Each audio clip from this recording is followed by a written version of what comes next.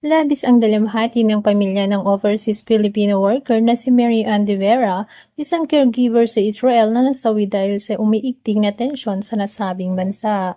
Ayon sa kanyang kapatid na si Mac, hindi niya lubos maisip ang biglaang pagkawala ng kanyang kapatid.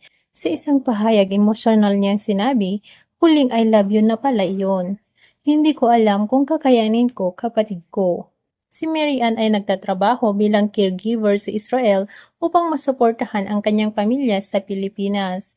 Ang kanyang pagkasawi ay dulot ng pagtuloy na tensyon at kaguluhan sa lugar kung saan siya naka-assign. Sa kasalukuyang patuloy ang pakikipag-ugnayan ng mga otoridad sa pamilya ni Mary Ann para sa kaukulang tulong at repatriation ng kanyang mga labi. Samantalang humihiling ng panalangin ang kanyang mga mahal sa buhay sa gitna ng matinding pagdadalamhati.